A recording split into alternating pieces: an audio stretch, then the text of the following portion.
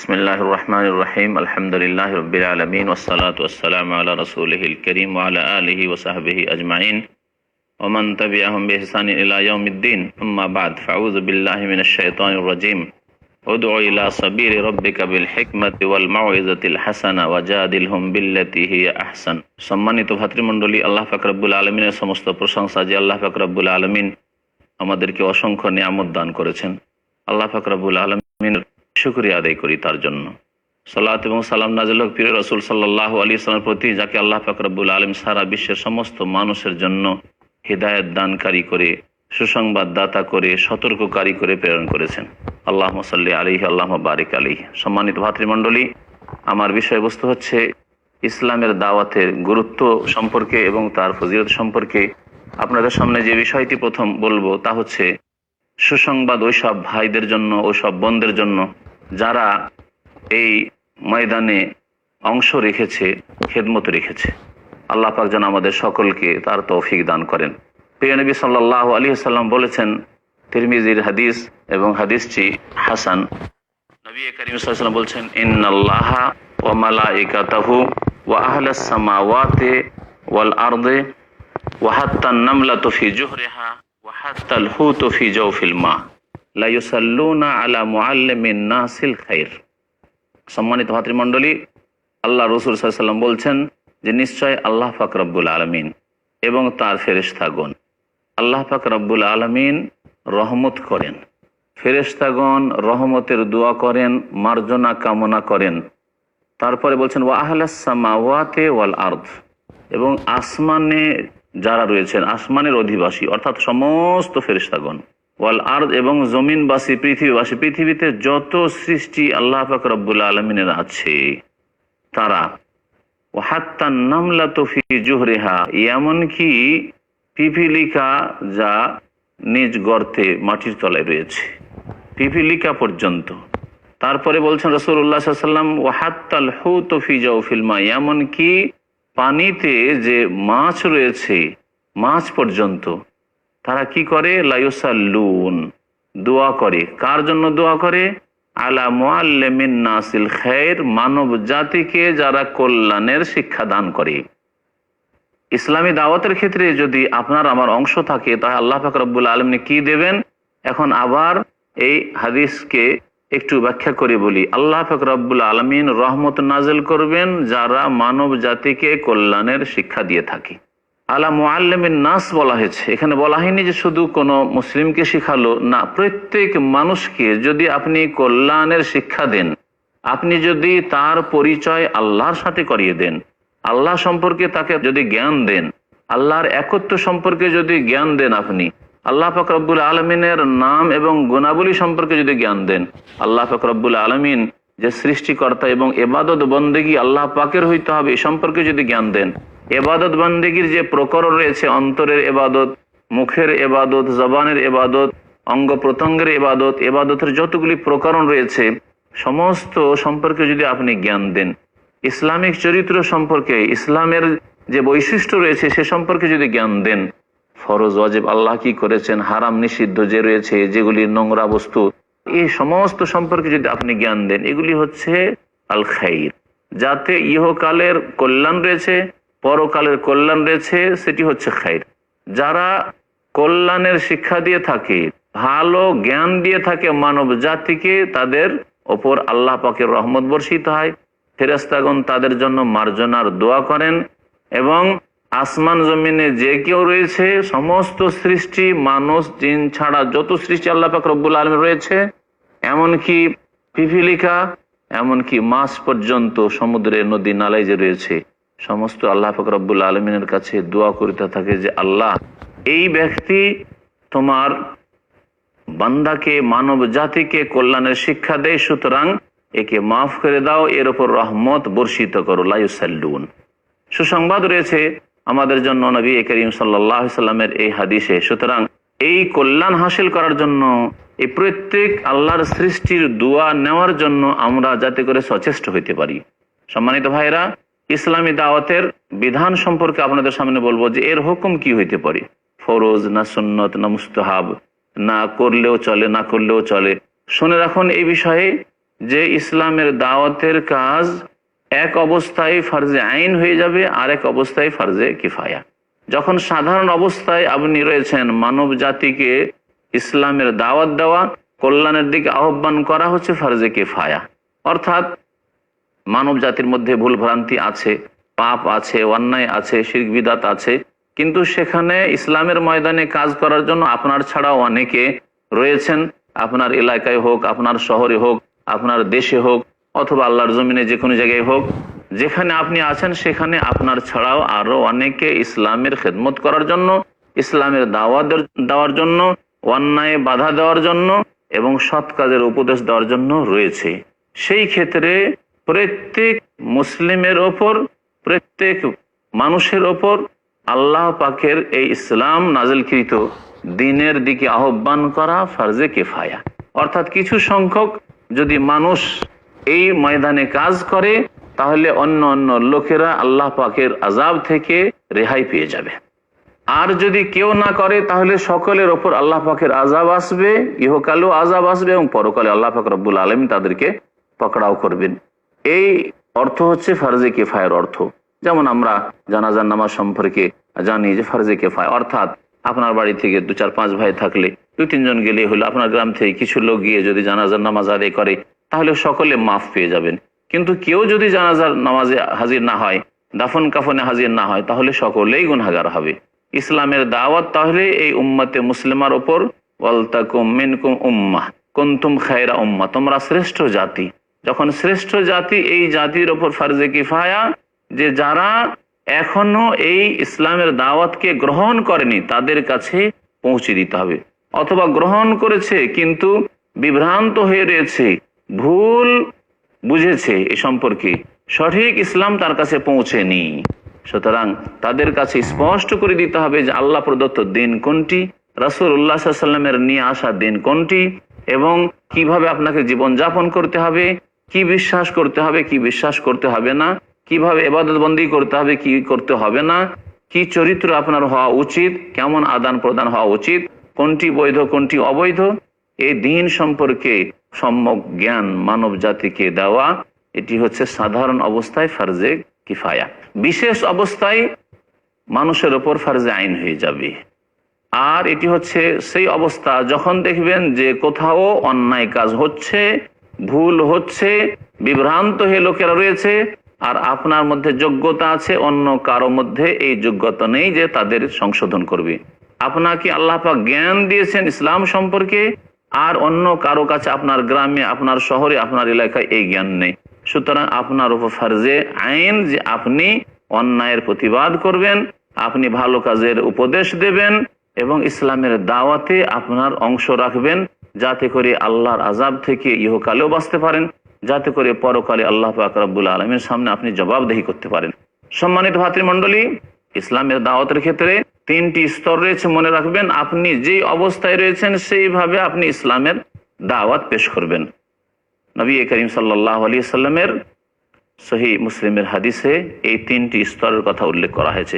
প্রিয় নবী সাল্লাল্লাহু আলাইহি সাল্লাম বলেছেন, মান রাআ মিনকুম মুনকারান ফালইয়ুগাইয়িরহু বিয়াদিহি, তোমাদের মধ্যে যেই ব্যক্তি অন্যায় কাজ দেখবে, অন্যায় কাজ দেখবে, ভুল কাজ দেখবে। মুনকার ব্যাপক শব্দ, যা আল কোরআনে উল্লেখ করা হয়েছে, নবী করিম সাল্লাল্লাহু আলাইহি সাল্লামের হাদিসে উল্লেখ করা হয়েছে।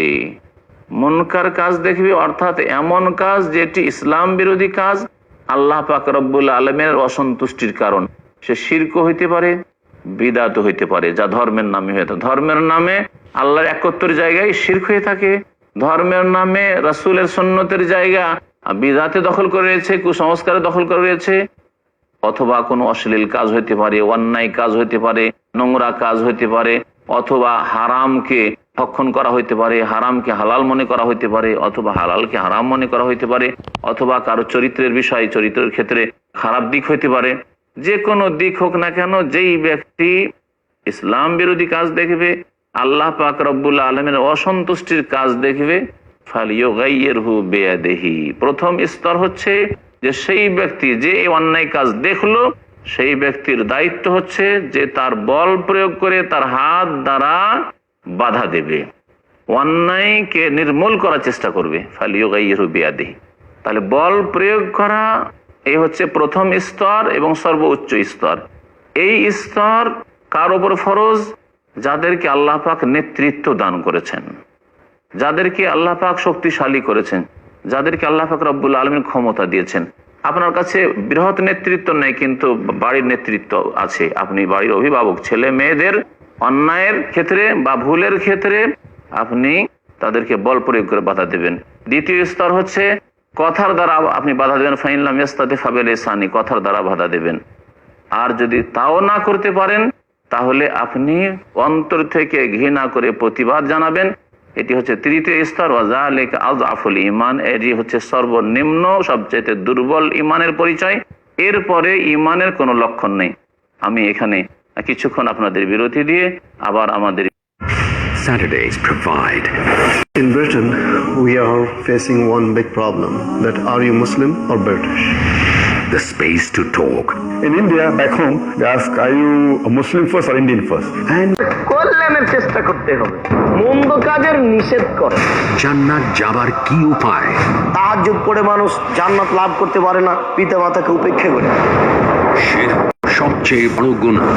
গণকের কাছে কিছু গিয়ে জিজ্ঞাসা করা শিরক, কোন দিবস পালন করা শিরক, হাতের রাশি দেখে ভাগ্য পরীক্ষা করা শিরক। আদর্শ পরিবার গড়তে হলে দেখুন পারিবারিক আদর্শ। পরবর্তী অনুষ্ঠান পিস টিভি বাংলায়।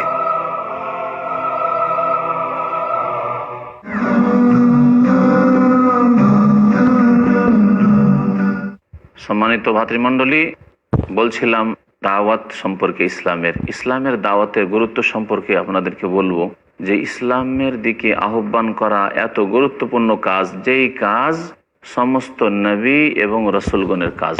মানব জাতির মধ্যে সবচাইতে শ্রেষ্ঠ জাতি আম্বিয়া এবং রসুলগণ। আল্লাহ পাক রব্বুল আলামিন তাদেরকে সম্মানিত করেছেন তার খাস অনুগ্রহে। তারপরে আল্লাহ পাক রব্বুল আলামিন যারা অতি সত্যবাদী সিদ্দিকিন, শহীদগণ, ওলামা এবং সালেহীন সৎকর্মশীল, আল্লাহ পাক রব্বুল আলামিন ইবাদত বন্দেগীতে মেহনতকারী, তাদের স্তর রেখেছেন। আম্বিয়া এবং রসুলগণের মিশনই ছিল আল্লাহর পক্ষ থেকে যে তারা ইসলামের দাওয়াত দেবে, আল্লাহর দিকে আহ্বান করবে। সুতরাং ইসলামের দাওয়াতের গুরুত্ব অনুধাবন করার জন্য এতটুকুই যথেষ্ট যে আপনি যেই কাজটি করছেন ইসলামের সেবায়, সেই কাজটি নবী এবং রসুলগণের কাজ। নূহ আলাইহিস সালামের কাজ 950 বছর ধরে এই ইসলামের দাওয়াতের কাজ করেছেন, ইসলামের খেদমত করেছেন। মূসা আলাইহিস সালামের কাজ, ইব্রাহিম খলিলুল্লাহ আলাইহিস সালাতু সালামের কাজ, মুহাম্মদ রাসূলুল্লাহ সাল্লাল্লাহু আলাইহি ওয়াসাল্লামের কাজ, মূসা, ঈসা আলাইহিমুস সালাতু ওয়াস সালাম আজমাইন, সমস্ত নবী এবং রসুলগণের কাজ হচ্ছে ইসলামের দাওয়াত দেওয়া, এবং তাদের যারা অনুসারী তাদের কাজ হচ্ছে এই ইসলামের দাওয়াত দেওয়া। উলাইকাল্লাযীনা হাদাল্লাহ ফাবিহুদাহু মুক্তাদিহ। আল্লাহ পাক আল কোরআন সূরা আনআমে বলেছেন যে আম্বিয়া এবং রসুলগণ 18 জন নবী রসুলের কথা উল্লেখ করার পর বলেছেন যে এরা তো তারাই যাদেরকে আল্লাহ পাক সঠিক পথ দেখিয়েছিলেন। ইসলামের বাস্তবায়ন করা, ইসলামিক বিশ্বাসে বিশ্বাসী হওয়া এবং ইসলামের দাওয়াত দেওয়ার জন্য আল্লাহ পাক রব্বুল আলামিন পৃথিবীতে প্রেরণ করেছিলেন। ফাবিহুদাহু মুক্তাদিহ, সুতরাং তাদের পথের হে নবী তুমি অনুসরণ করো। ফাবিহুদাহু মুক্তাদিহ, আল্লাহ পাক রব্বুল আলামিন নবী সাল্লাল্লাহু আলাইহি ওয়াসাল্লামকে অনুসরণ করতে বলেছেন, আমাদেরকে আম্বিয়া এবং রসুলগণের পথের অনুসরণ করতে বলেছেন আল্লাহ পাক রব্বুল আলামিন। তাহলে এই দাওয়াতে ইসলামের গুরুত্ব রেখেছেন। ইসলামের দাওয়াতের গুরুত্ব আমরা এই দিয়ে বুঝতে পারবো যে যেই সমাজে ইসলামের খেদমতের কাজ হবে, ইসলামের প্রচার প্রসারের কাজ হবে, ইসলামী দাওয়াতে যারা অংশ নেবে তাদের ওপর আল্লাহ পাকের আযাব দুনিয়াতে আসবে না। আল্লাহ পাক রব্বুল আলামিনের আযাব থেকে, শাস্তি থেকে, আসমানি আযাব, জমিনি আযাব, সমুদ্রের আযাব, দুর্ভিক্ষের আযাব, আর্থিক আযাব, মানসিক শাস্তি, সমস্ত রকমের শাস্তি থেকে মুক্তি পাওয়ার একমাত্র উপায় মহান আল্লাহ আল কোরআনে উল্লেখ করেছেন যে তোমরা ইসলামের সেবায় নিজেকে নিয়োজিত করবে। মহান আল্লাহ আল কোরআনে ইরশাদ করেছেন, ওমা কানা রাব্বুকা লিয়ুহলিকাল কুরা বিযুলমিন ওয়া আহলুহা মুসলিহুন। হে নবী, তোমার রব, তোমার প্রতিপালক কোন জনপদকে ধ্বংস করবেন না। ওমা কানা রাব্বুকা লিয়ুহলিকাল কুরা, ধ্বংস করবেন না, বিযুলমিন, কোন অন্যায়ের কারণে, ভুল ভ্রান্তির কারণে, পাপের কারণে, জুলম অত্যাচারের কারণে আল্লাহ পাক ধ্বংস করবেন না। আহলুহা মুসলিহুন, যদি সেখানকার লোকেরা সংশোধনকারী হয়, যদি সেখানকার লোকেরা ইসলামের দাওয়াতে, ইসলাহের কাজে, সংস্কারের কাজে অংশ নেয়, তাহলে যে কোনো জাতি যদি জাতির সংশোধনের কাজে মেহনত করে, পরিশ্রম করে, সেই কাজে যদি আন্তরিকতার সাথে নিজেকে নিয়োজিত করে, আল্লাহ পাক সেই জাতিকে সমূলে বিনাশ করবেন না। এ হচ্ছে আল্লাহ পাক রব্বুল আলামিনের ঘোষণা আল কোরআন। সম্মানিত ভাতৃমণ্ডলী, ইসলামের দাওয়াতের গুরুত্ব আমরা এ থেকেও বুঝতে পারি যে আল্লাহ পাক রব্বুল আলামিন যতদিন ইসলামের দাওয়াত পৃথিবীতে হতে থাকবে ততদিন কিছু না কিছু লোক সৎ পথ ধরবে, আর যতদিন সৎ লোকেরা পৃথিবীতে থাকবে ততদিন পর্যন্ত আল্লাহ পাক রব্বুল আলামিন এই পৃথিবীকে ধ্বংস করবেন না, কিয়ামত আসবে না। নবী করিম সাল্লাল্লাহু আলাইহি ওয়াসাল্লাম ইরশাদ করেছেন, লা তাকুমুস সাআতু ইল্লা আলা শিরারিল খালক। কিয়ামত কায়েম হবে না যতক্ষণ পর্যন্ত সৎ লোকেরা আছে। কিয়ামত কখন কায়েম হবে? যখন পৃথিবীতে সৃষ্টি নিকৃষ্ট লোকেরা, মুশরিক, যারা আল্লাহদ্রোহী, যারা পাপে ডুবে যাবে, এইরকম লোক ছাড়া ভালো কোনো লোক থাকবে না। এইরকম অবস্থার সৃষ্টি যখন পৃথিবীতে হবে যে কোনো ভালো মানুষ পৃথিবীতে খুঁজে পাবেন না, কোনো আল্লাহর একত্রে বিশ্বাসী লোক খুঁজে পাবেন না, কোন ব্যক্তি ঈমান সম্পর্কে, ইসলাম সম্পর্কে, আল্লাহ প্রদত্ত দিন সম্পর্কে জ্ঞান রাখে এমন লোক খুঁজে পাবেন না। এইরকম অবস্থা যখন সৃষ্টি হবে তখন আল্লাহ পাক রব্বুল আলামিন মানব জাতিকে ধ্বংস করবেন। সম্মানিত ভাইরা, নবী করিম সাল্লাল্লাহু আলাইহি সাল্লামের আরেকটি হাদিস রয়েছে সহিহ বুখারীতে যে ইন্নাল্লাহ লা ইয়াকবিজুল ইলমা ইনতিজাআন ইয়ানতাজিহু মিনাল ইবাদ। আল্লাহ পাক রব্বুল আলামিন মানুষের কাছ থেকে হঠাৎ করে জ্ঞানকে যে ছিনিয়ে নেবেন, ইসলাম সম্পর্কে জ্ঞান আছে, দিন সম্পর্কে জ্ঞান আছে, রাসূল সম্পর্কে জ্ঞান আছে, আল্লাহ সম্পর্কে জ্ঞান আছে, আর হঠাৎ করে ছিনিয়ে নেবেন রাতারাতি, এমনটা হবে না। ওয়ালাকিন ইয়াকবিজুল ইলমা বিকাবজিল উলামা। তবে আল্লাহ পাক এই দিনের জ্ঞান উঠিয়ে নেবেন বড় বড় আলেমগণকে পৃথিবী থেকে উঠিয়ে নিয়ে, তাদের ইন্তেকাল হয়ে যাবে, তারা দুনিয়া থেকে চলে যাবে, আর ভালো কোন আলেম দিন সম্পর্কে জ্ঞানী জন্মাবে না, দিনের দায়ী আহ্বানকারী জন্মিবে না। হাত্তা ইজা লাম ইয়াবকা আলেমুন, অথবা হাত্তা ইজা লাম ইয়াবকি আলেমান। এমনকি এমন অবস্থা হবে যে আল্লাহ পাক কোন আলেমকে অবশিষ্ট রাখবেন না, পৃথিবীতে আর কেউ জ্ঞানী থাকবে না। পৃথিবীতে সৎ কথা বলার, সত্য কথা বলার এবং ভালো পথের দিকে আহ্বানকারী কোন লোক থাকবে না। ইত্তাখাযান নাসু রুউসান জুহালা। তখন মূর্খদেরকে, যারা দিন সম্পর্কে কোনো জ্ঞান রাখে না, তাদেরকে নেতা বানিয়ে ফেলে, রুউসান জুহালা। ফাআফতাউ বিগাইরি ইলম। তারা না জেনে ফতোয়াবাজি করবে, না জেনে ধর্মীয় সমস্যা সমাধান দেবে, ইচ্ছা মতো কথাবার্তা বলবে ধর্মের নামে। ফাদাল্লু ওয়া আদাল্লু। সুতরাং তারা নিজেরা পথভ্রষ্ট হবে আর অন্যদেরকেও পথভ্রষ্ট করবে, আর এই লোকদের ওপর কিয়ামত কায়েম হবে। আল্লাহ পাক রব্বুল আলামিন যেন দ্বীন ইসলামের দাওয়াত দেওয়ার আমাদের তৌফিক দান করেন।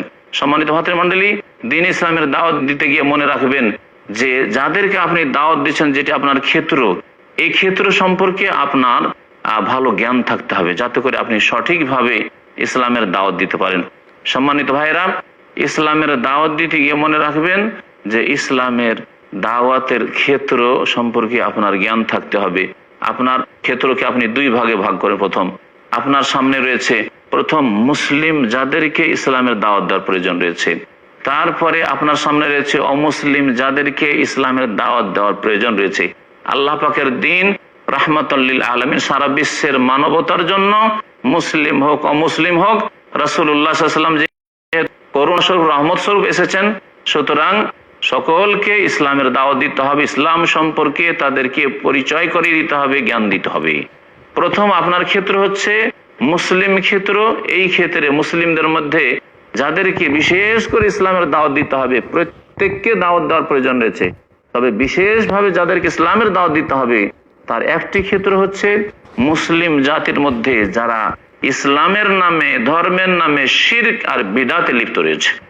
ইসলামের নামে তারা আল্লাহ ছাড়া অন্যকে সেজদা করে, মৃতকে সেজদা করে, ইসলামের নামে তারা আল্লাহ ছাড়া অন্যের কাছে ফরিয়াদ করে, ইসলামের নামে আল্লাহ ছাড়া অন্যের জন্য তারা জবাই করে, মানত করে, ইসলামের নামে, ধর্মের নামে তারা আল্লাহ পাকের কাছে সন্তান না চেয়ে অন্যের কাছে সন্তান সন্ততি চায়, ইসলামের নামে তারা অসুখ হলে আল্লাহ পাকের কাছে আরোগ্য তলব না করে অন্য কারো কাছে তলব করে। এই একটি ক্ষেত্র। এইরকমই যারা নবী করিম সাল্লাল্লাহু আলাইহি ওয়াসাল্লামের উম্মতের দাবিদার হয়েও মন গড়া কাজগুলি করে, এই ক্ষেত্রে দলিল প্রমাণ দেখতে চায় না, এদেরকে ইসলামের দাওয়াত দিতে হবে।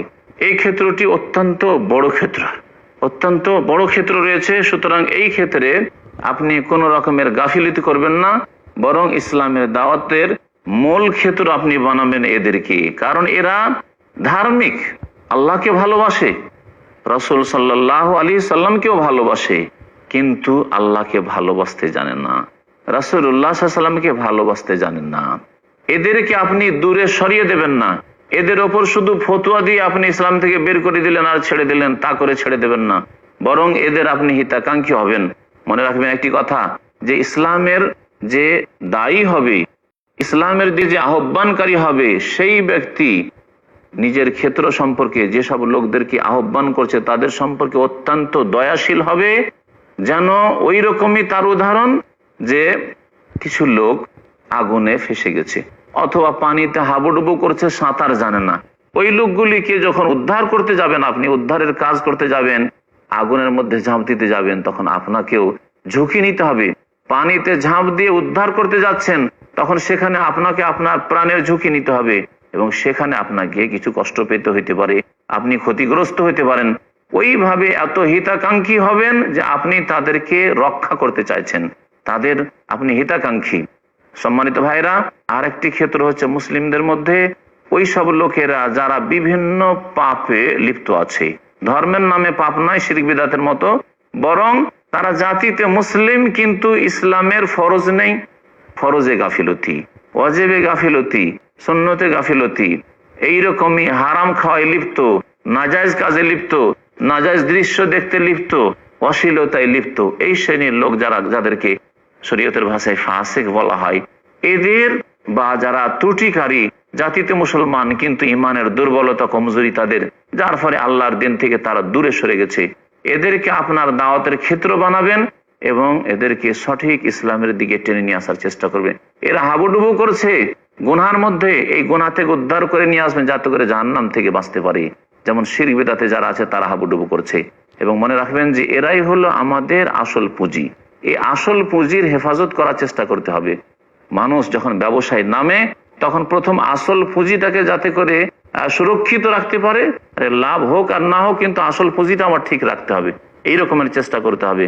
আল্লাহ পাক যেন আমাদেরকে ইসলামের দাওয়াত বোঝার এবং তার প্রতি মানব জাতিকে আহ্বান করার তৌফিক দান করেন।